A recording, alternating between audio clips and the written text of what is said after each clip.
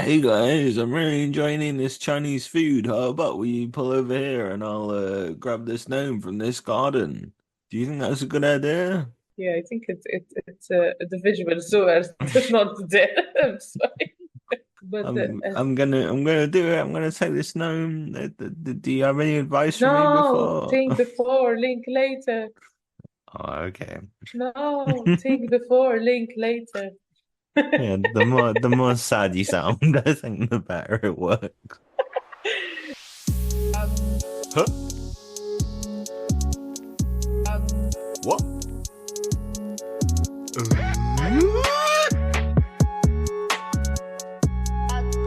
Directed DVD. Hello and welcome to Think Before Linklater, the podcast where we talk about the filmography of Richard Linklater.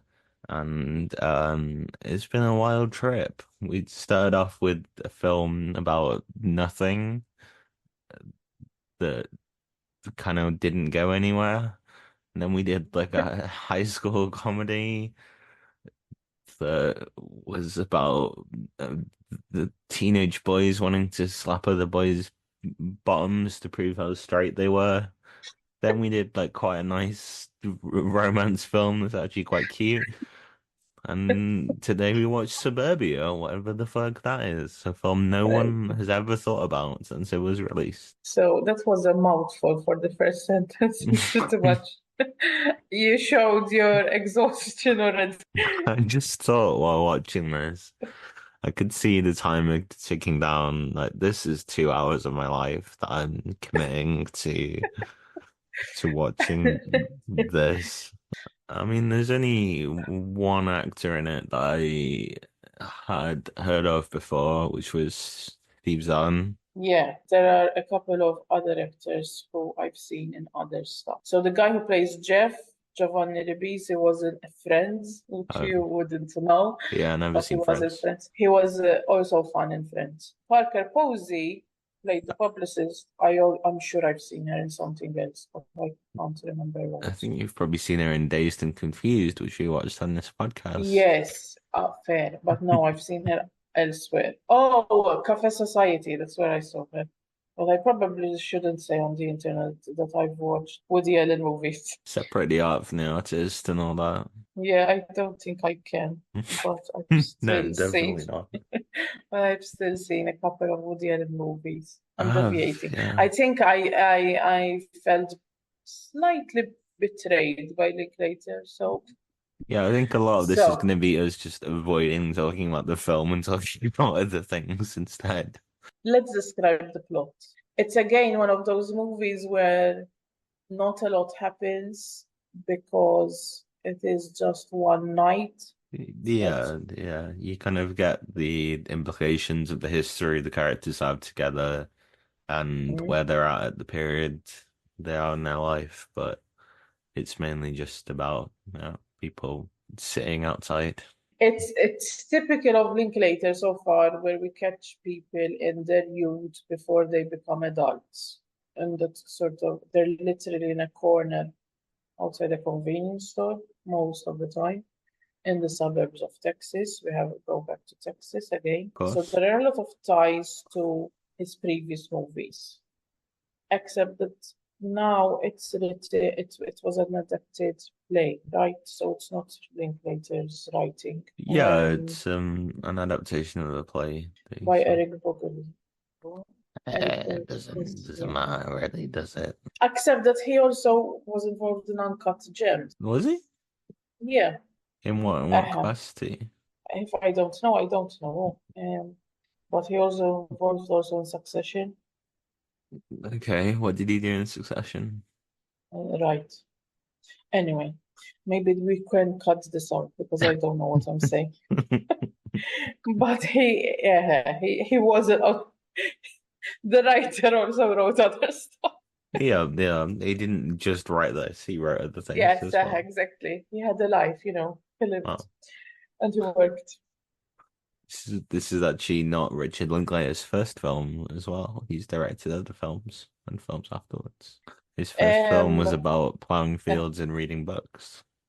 yeah, Gotta mention that every yeah, episode. we You got to, and I think you need to watch it. I'm not going to watch it, but you need to watch it. I don't even know You can't how keep you. referencing a movie. I barely made it through this Can't keep film, so referencing. there is some interesting camera work. I like the start where it's kind of panning over various bits of Suburbia, name of the film. Hmm. When he's working in the pizza restaurant and it kind of goes through the stages The of that, oven. and there's there are interesting bits there, but a lot of the film is just a flat shot of people standing Hmm. outside a store and Hmm. not really doing anything. Uh-huh. It's interesting because I've always felt this sort of frustration with Linklater in terms of the idleness of it. Sort of they're not doing anything. Like what's the point? And this isn't different, except that this is darker. Before in the other movies, idleness and sort of being in that phase where you don't know where you're headed, but it was sort of almost celebrated. In this movie, we see the dark side of it. Yeah, I think there's a bit more maturity to it where it's saying, yeah, this is not a lifestyle you should aspire to have. Hmm. This is a pretty bad place to be in. Probably the major event of the film is when old friend who used to do the same thing with them and has now moved on and has become a fairly successful musician turns up and his name is Pony because Richard Linklater loves giving characters nicknames. The dynamic then is like they're a bit jealous of him. They kind of want to work with him to get a bit of success and fame themselves. And It's basically they are unhappy with their lives, and the introduction of this character who, quote unquote, made it is a reminder of how unhappy and how small their lives are. Does that really happen? And this has he really made it? And is there much of a difference between their lives? I would argue that, but it highlights where they're at too, that they don't know where they're going, and they see their life as sort of a failure at this point. the reason why I said maturity is that there's kind of this idea that they are aging out of what they're doing and they are just reliving their glory days in a way. The girlfriend of the main character has these vague kind of plans to go to New York and start a dancing Hmm. career. Is that ever going to be successful, or are people just going to kind of help you out because you're young, attractive, and dump you? I Interesting. got that. I mean, her dance No, no, wasn't no. great. No, no, it wasn't. I mean, I laughed. I laughed. They clearly don't want to be there, and all of them are finding different ways of not being there, ranging from literally moving to New York, to finding aspirations, even like wanting to be a writer or wanting to do videos, to drinking. So yeah, there is clearly this sort of they've reached at an age where the high school glory days are over, and they feel like, okay, what's next? Days and Confused, for instance, was a lot of the same idleness and hanging around in the suburbs, but it was literally a party. There wasn't a moment where watching it and thinking, I don't want to be part of that. But Yeah, this, every second was like, I don't want to be there. I hate every second of it, and I really detest the characters. I hated everyone in this film. In fact, remember in Before Sunrise, Celine's character at some point says like God doesn't exist. He really exists in the small spaces between people.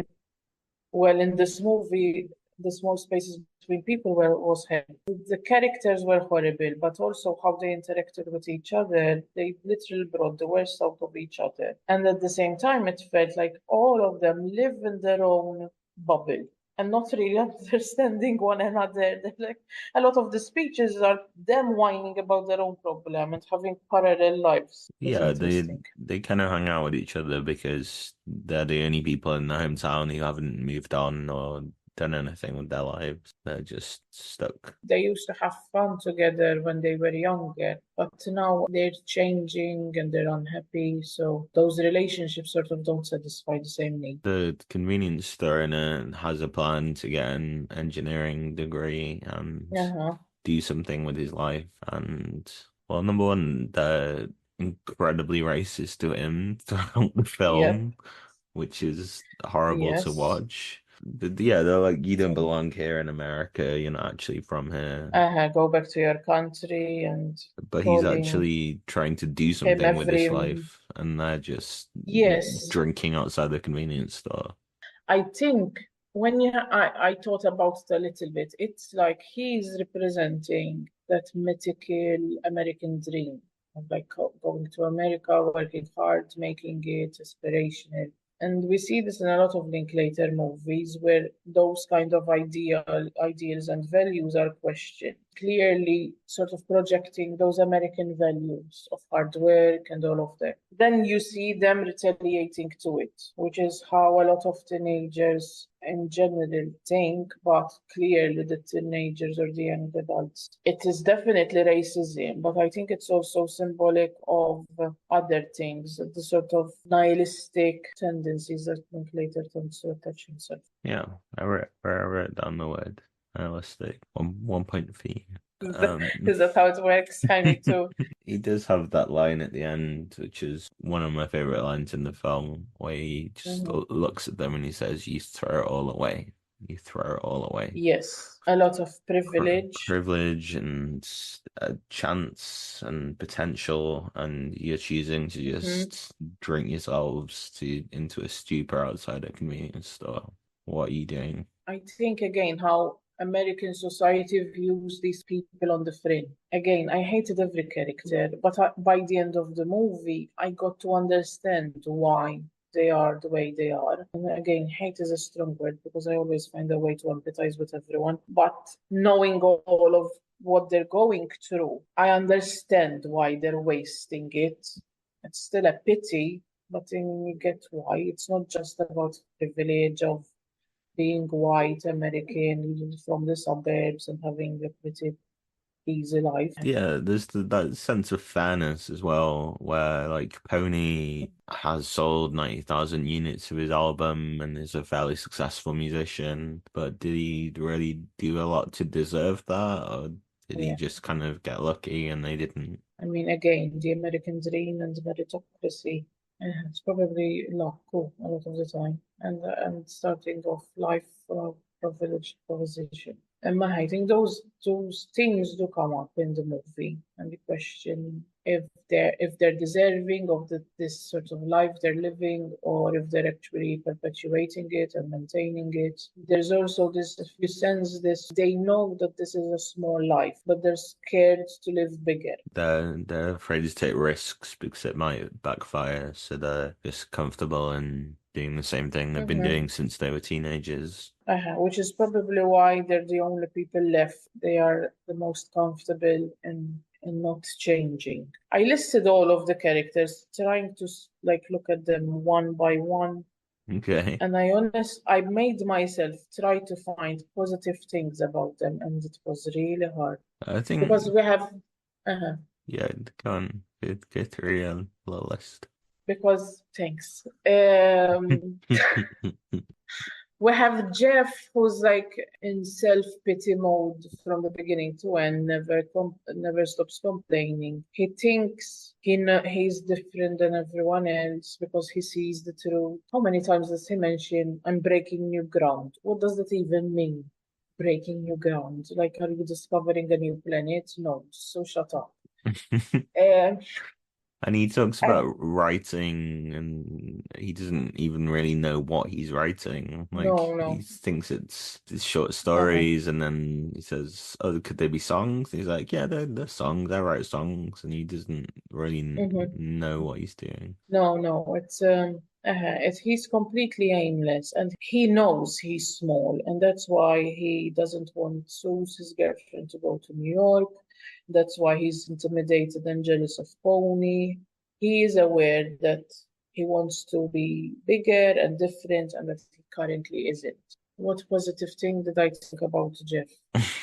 I think it's related. Basically, I think he's the closest one to having some kind of moral compass. And I put that very vaguely because there were moments where he actually excused his friends, tried to cover up for his friends, but at least there were moments where he tried to reason a bit with them and talk, provide a different sort of alternative. At the end of the film, where he thinks that a serious crime has been committed, he He does report it. can't sleep and he does report it to the police. And he tries to intervene when his friends, very racist, but also becoming violent towards the convenience store owner.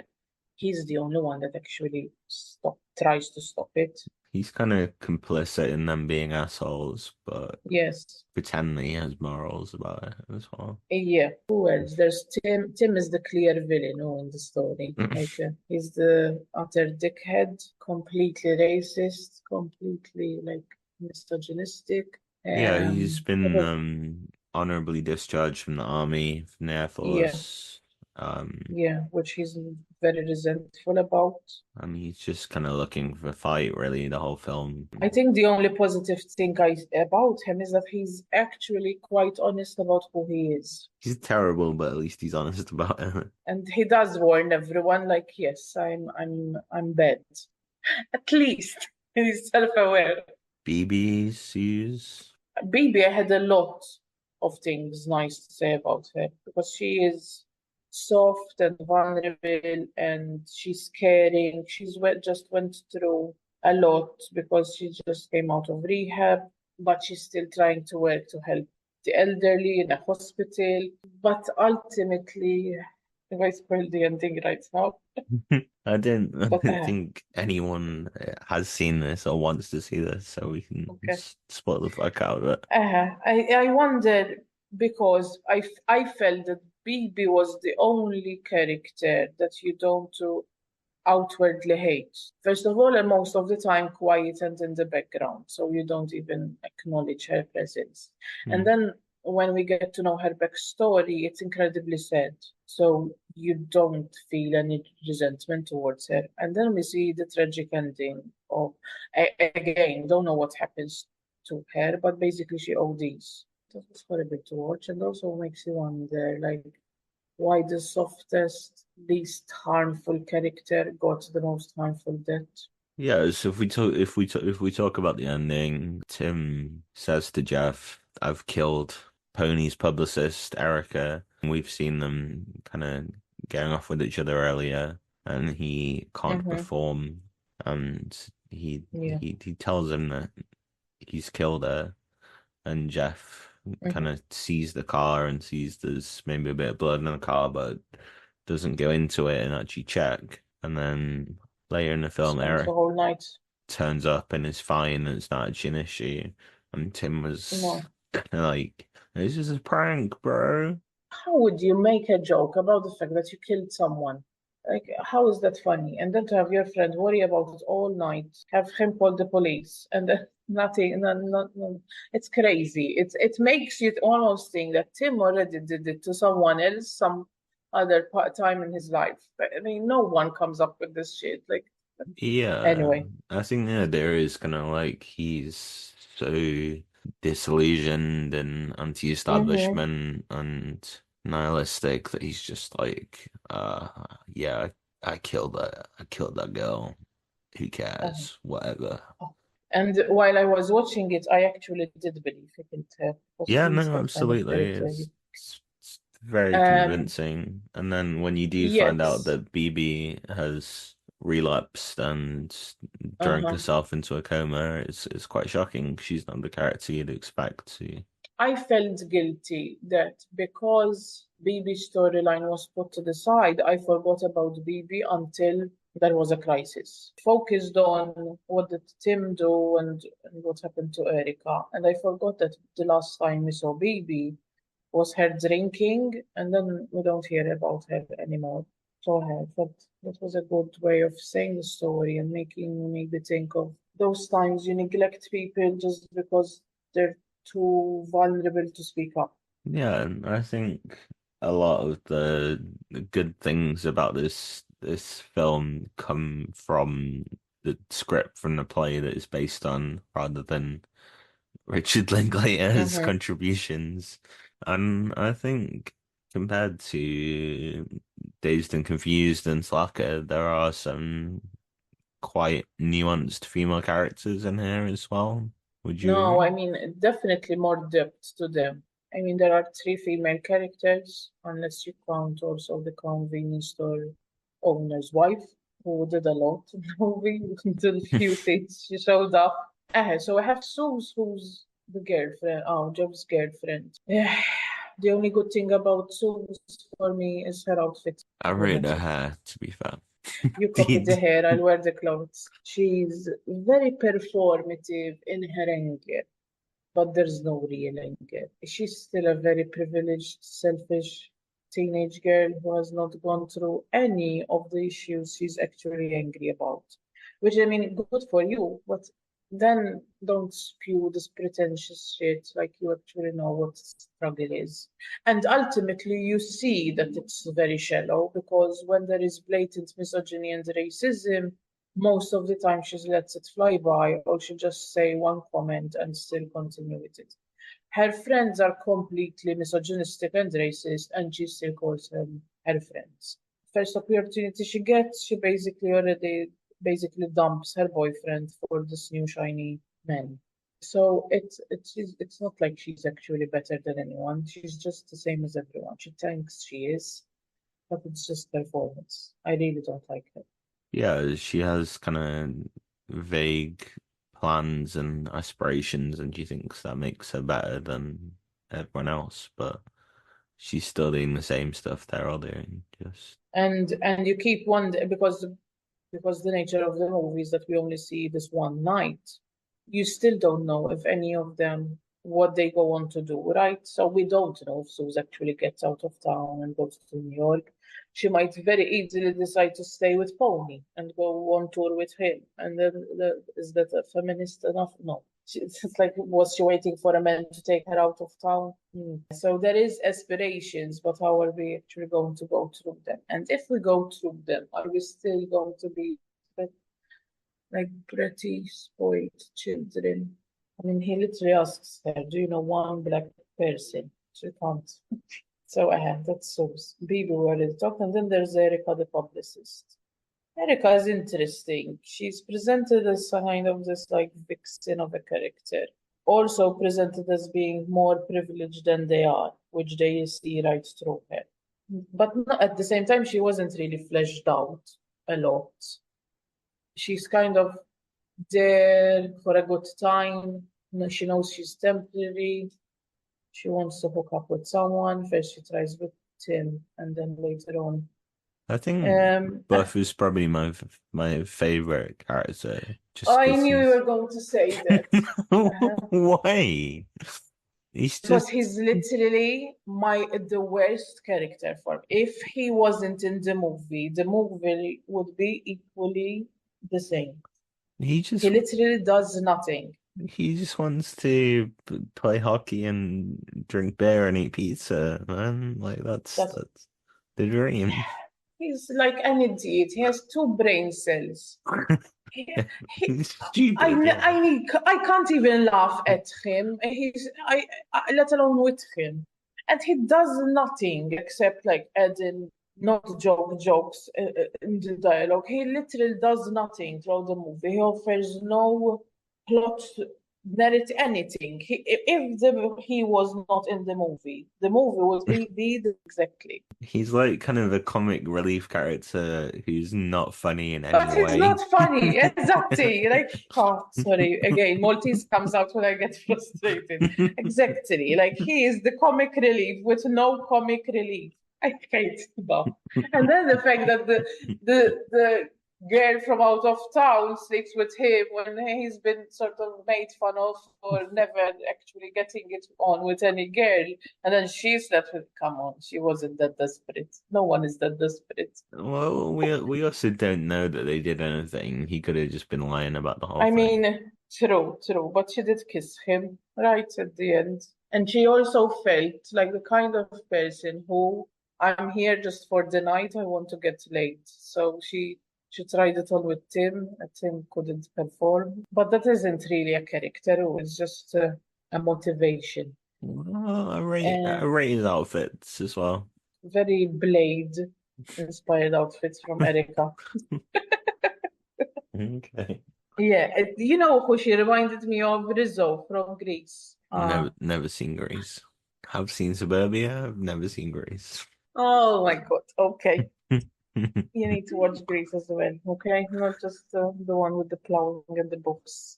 Are there people with rollerblades on eating slices of pizza in it? Because if not, then I won't watch it. Not eating slices of pizza, but there are people in rollerblades in the diner scene. I think they were eating milkshakes. Do you eat a milkshake or do you drink a milkshake? It depends on how you take it. You drink a milkshake. And then the last character, which we haven't discussed, is Pony, who tries to come back and be part of the group, because I'm also from a small town. But he shows up in a limousine. He's like failed from the beginning. Yeah, he's got a driver, he's got employees. And the employees have phones when no one has phones. Yeah, it's funny seeing how much status a cell phone gave you back in the 90s. He's also like pretending to be humble, but constantly humble bragging. So I didn't get that vibe from him. I got the vibe from him that he genuinely didn't enjoy fame that much. I think he doesn't enjoy fame, but he still acknowledges that he's a famous person. In fact, when things got a bit heated at the end with Tim, the first thing was he threw money at him. Remember? He threw money at him and told him, like, if you move one step closer to me, my manager will sue you or whatever. That's like regular people don't do that.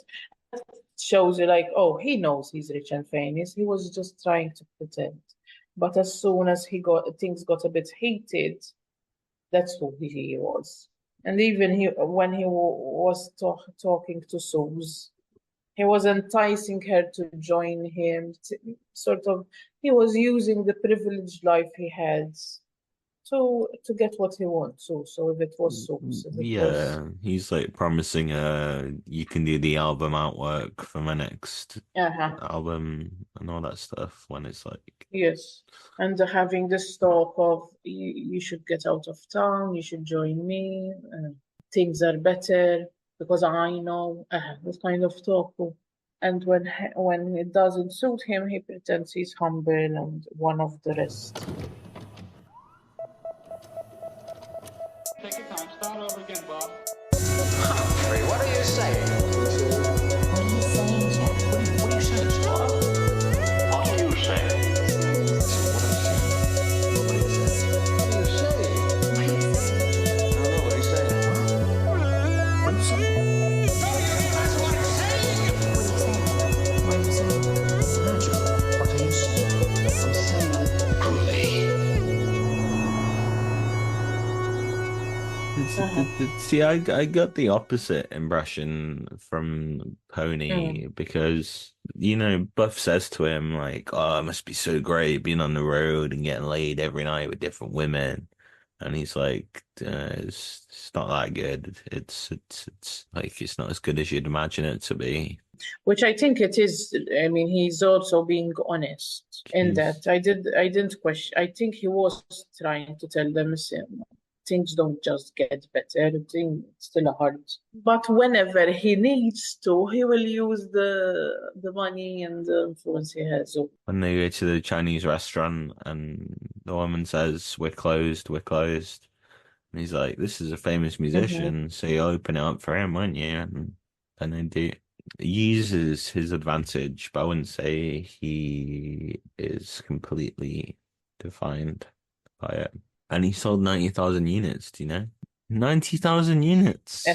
That's not a lot. Okay, let's keep it.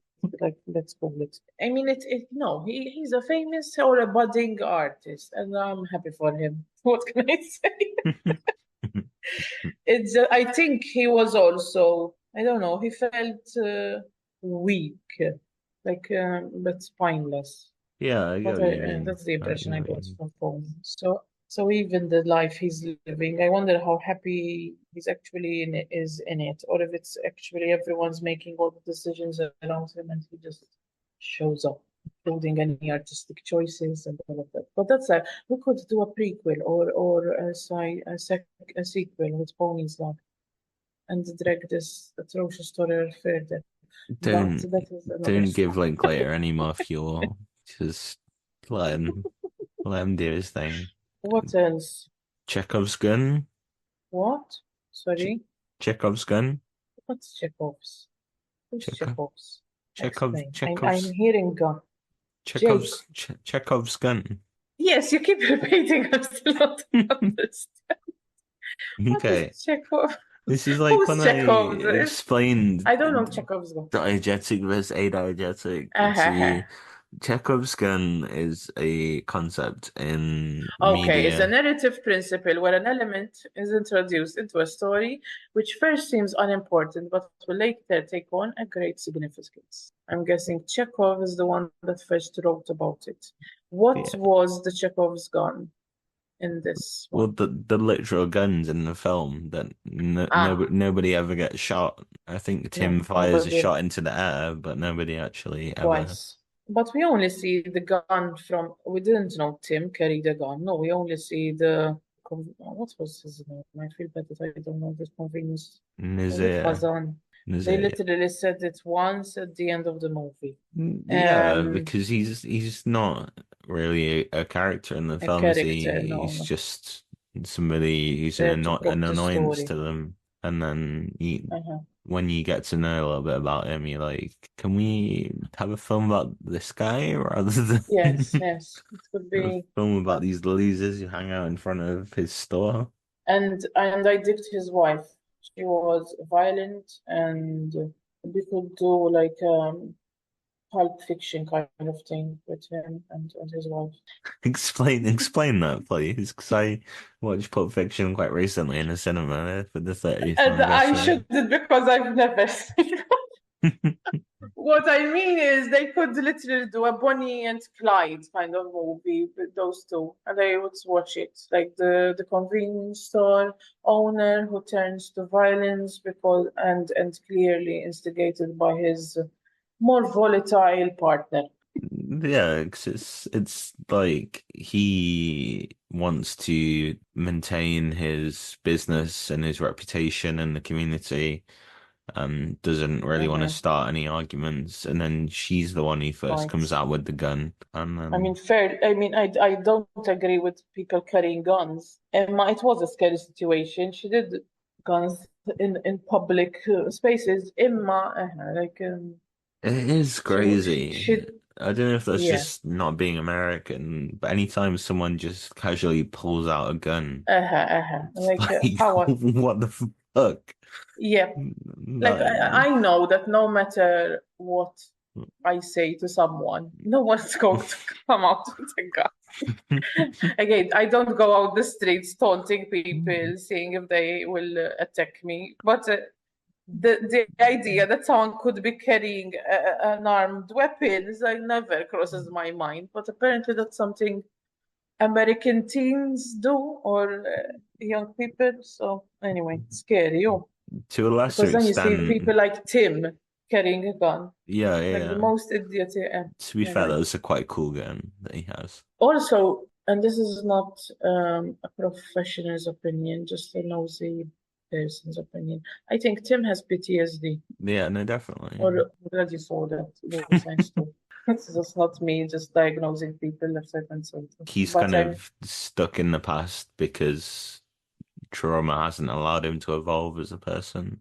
Yeah. The few stories he mentions about being in the Air Force are like really shocking. You shouldn't be saying these things, like they're nothing.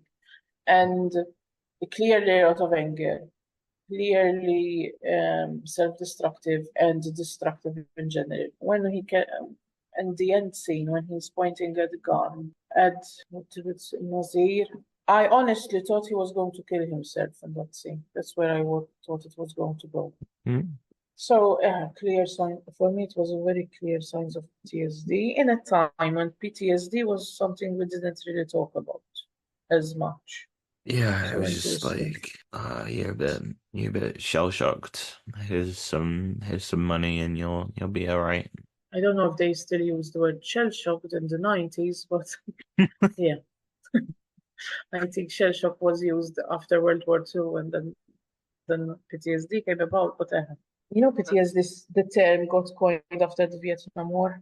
I can believe that. I hadn't heard that before. Anyway, so interesting that we get to see these things, but they're not really acknowledged or dealt with.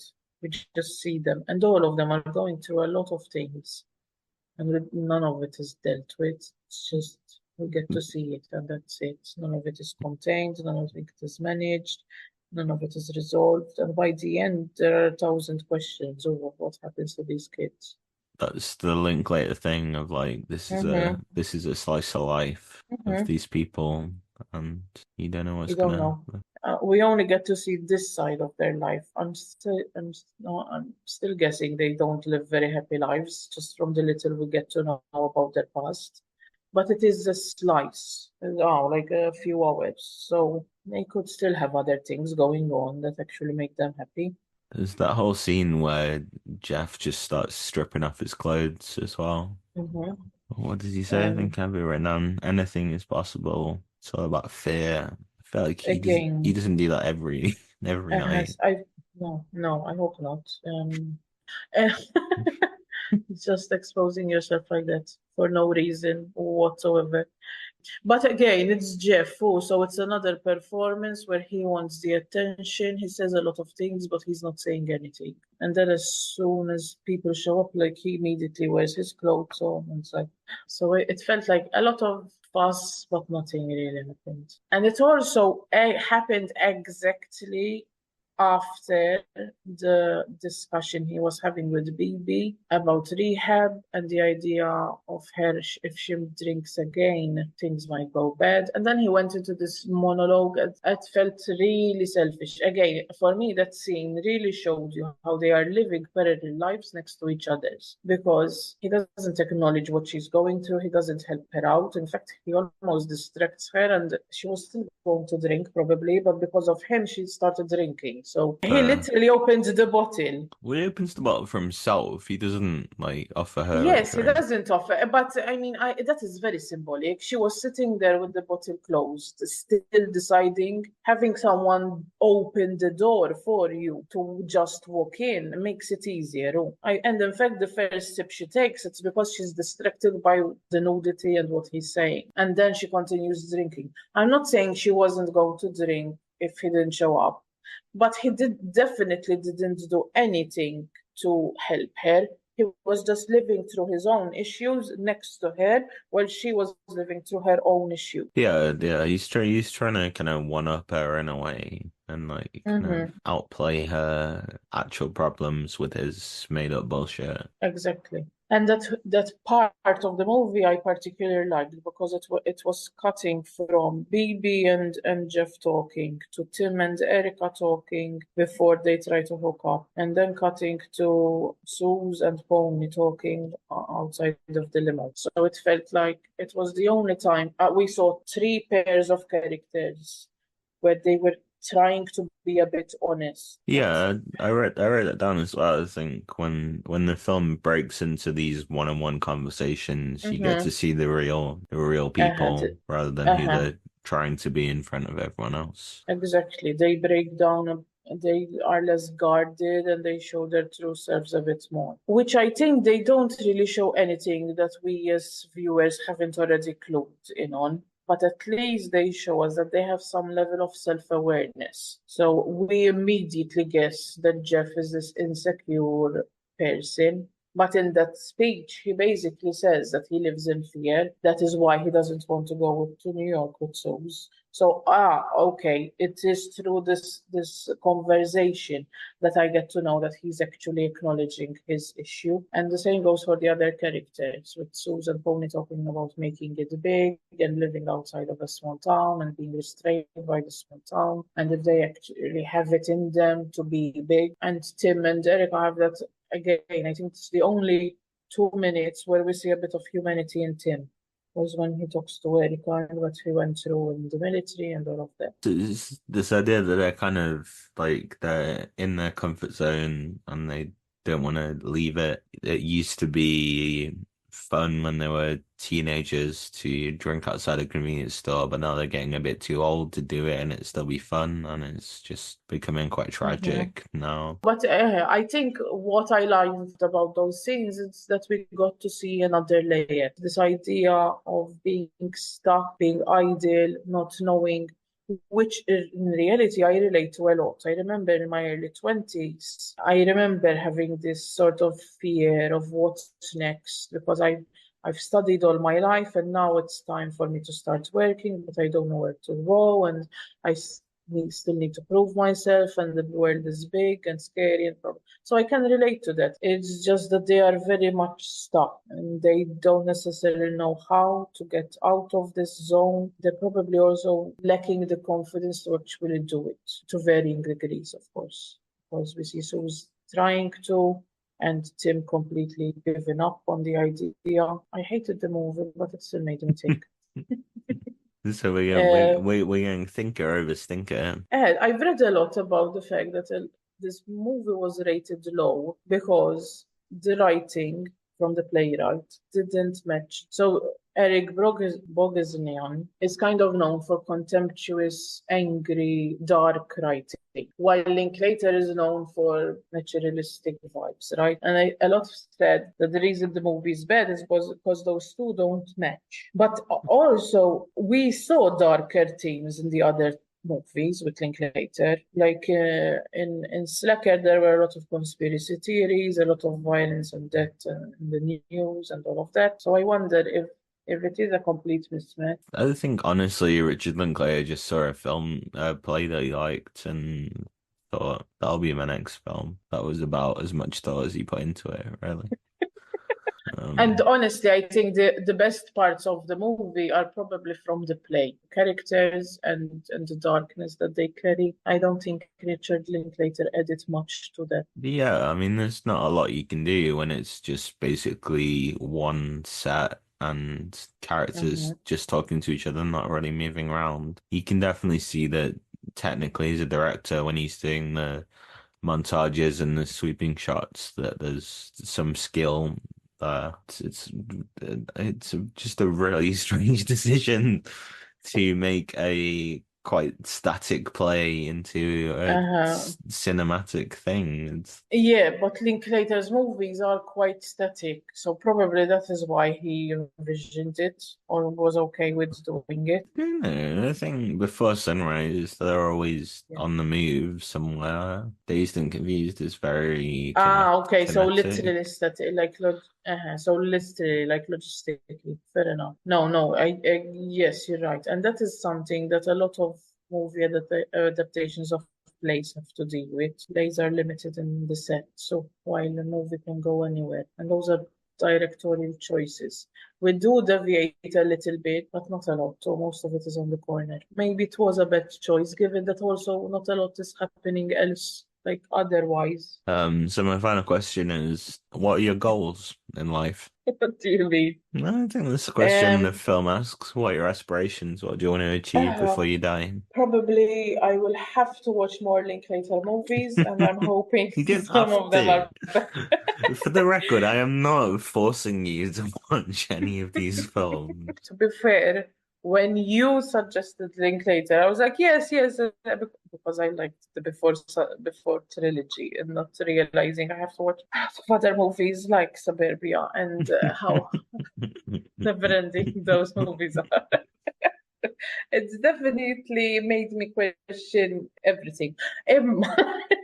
So at Can we its mention core, as well this was 2 hours long. This was a it long was. film. I think every Linklater film we've seen so far, I've thought this could be half the length and it would still get across the same points, probably more succinctly. Yes, yeah, and this was literally the longest. I think it was longer than Before Sunrise, and Before Sunrise was full of stuff happening. Well, this guy could have been condensed so much. Yeah, Yeah, like you said, get rid of Buff. He doesn't do anything. He doesn't contribute nothing, anything. nothing. I mean, you could have eliminated him completely, but at least you could have reduced 95% of his dialogue, and then There's, it there's leaves. there's that scene where he steals the gnome and it's like just not related, and then they keep coming back to him and the gnome and he's asleep. Yeah. And then he eats too much Chinese food and he's sick, and it's like, why is any of this in the Fuck. film? Can we not? Why is it any of this? And why is he in the film in the first place? He literally adds nothing. If I mean, the reality is I would not hang out with any of these characters, but him, I could not tolerate for 5 minutes in my life. And even if I was 12, I would have thought he was an idiot, let alone that I'm in my early 30s and he's in his early 20s. Like, no, just stop. Just go home. Don't show your face to me. I don't want to hear it. I don't want to see it. I can't tolerate him. I think I'd hang out with Tim. I wouldn't be friends with Tim, but I'd probably like hang out with him every With now and then just to see how his life's going and what's going on there in a safe environment. The only person I would actually want to hang out with on a consistent level is Baby. Tim is just a violent person. I would be scared of him. Suze, I've had a lot of Suze is in my life, and yes, it's nice to say hi, but I don't need to see them again. And of course, I would go to that convenience store very regularly because I'm sure he's a nice, those kinds of convenience stores where they actually learn your name and you get to say hi every time you go. I'm sure he's one of those that actually cares about his customers, so that I would also go. I'd always seen it as like a meme or a joke, but I didn't realize they actually gave you like a brown paper bag to put a bottle in when you bought it from a convenience store. But no, it's not because you bought it from a convenience store, because in America it's illegal to run around with alcohol. But everyone knows what's in it. Yes, but that's how it goes. I mean, I'm no expert in American law, but I believe that is the reason why, because you can't have alcohol in public, like in the streets. You need to either be at a bar or a restaurant. You can't be running around with alcohol bottles or cans. No, I really reject the fact that they drink PBR. What is PBR? Sorry. That's Blue Ribbon. That's the brand of beer they drink. And why do you reject the idea? It's like making love in a canoe. What? Fucking close to water. Again, I'm showing my lack of knowledge when it comes to beers, because I don't love beer in general. Does it really matter what they're drinking? It's like they're pathetic for drinking most of the time. And I'm sorry, I know that's not nice to say, but he literally tells him at one point, it's like, it's not even sunrise and you're already drinking. I don't think they're glorifying drinking in this movie. Like, you could argue with Dazed and Confused, it kind of makes it fun. It seems like fun to get high and drink, but in this film, it's like, it's tragic. Because they're also not having fun. I mean, except Buff, whose two brain cells are having fun. But the reality is they're drinking, but they're still incredibly upset about everything. With Dazed and Confused, they're drinking to party. We can relate sort of to the idea of people drink to have fun, or it's part of the party thing. But this, like, it's just sad, though. It's like people drinking because they have literally nothing else to do. I think this is what I'm saying with the idea that Richard Linklater is getting some maturity as he's getting older, and he's showing that it stops being fun after a while. But then we've got the fucking School of Rock coming up. But the School of Rock is literally a kid's movie, okay? So we can be like our inner child enjoy the movie, okay? That's different. Okay. It's literally a children's movie with an adult male as a protagonist. Yeah, and if you think about the concept for more than a second, then it's No, very, no, very problematic. no, it's not problematic. You What, are a pretending to be teacher. someone you're not to be a teacher? I mean, He fakes his yes, fair, identity, and he but doesn't he's teach them the literally regular curriculum. He just teaches them about random rock and roll facts. okay, but he's literally allowing them to be kids. But ahead, this one was darker, was more mature. It definitely dealt with the same group of people going through the same stuff, but it shows you ahead that they're at the end of the line of things. In the other movies, they wanted to hold on to that feeling and wanted to hold on to each other. And this one, clearly, from the first 5 seconds, you realize they're not happy. They don't even like each other, but they're here. So, rating system. Shall I go first, or shall you? No, I mean, it's pretty obvious. It made me think, but it's not great. And buff, it was pure, like 90% of the reason why I said stink. Well, I like What both, about you? so I'm going thinker. I think it was a thinker. I thought Mhm. the rehab conversation was really endearing and honest. It made me think a lot about reliving your glory days and growing up and aims and aspirations. And so, yeah, thinker from me. And you're going Okay. stinker. Yeah, thinker. It definitely made me think, but in general, I didn't. You're not allowed to slash. You have to pick one. Yeah, we can. You literally invented new words last time to define. I said funker, because it was fun. That's not even a slash. That's a completely new thing. I'm sticking to the prescribed labels you decided and opting for a bit of both. Thinker, linker, I can do stinker. whatever I want. I'm a free person with free will, so I decide what I think about a movie I watch. Okay, so the next one is The Neaton Boys. I don't know anything about it, and I would like to leave it that way until I watch it. Can I not even tell you he's in it? Can't tell me who's in it. McConaughey, Ethan Hawke, Vincent D'Onofrio. Vincent who? D'Onofrio. Oh, okay. And a guy called Skeet. Skeet. I've never heard of him, but I know Skeet means seaman in certain circles. So that's I didn't know that, and I'm not sure I wanted to know that. I'll definitely add it to my vocabulary, and we'll use it in a future date. yeah. Just whip it out of work casually and see how it goes. No, remember when we went to the Halloween party and we had to use pearl necklace and invent a story? Why are we talking about this? Like we don't use, like this is not a normal topic of conversation that I ever have, and not with you either. So No, just putting it on the record, we don't talk about the stuff off air, and I'm not sure why we're doing it. Next time we will talk about the Newton Boys, both written and directed by Richard Linklater. So we'll see. And you don't want to know anything more, so I can't say anything more. But I like to engage with a movie completely blind.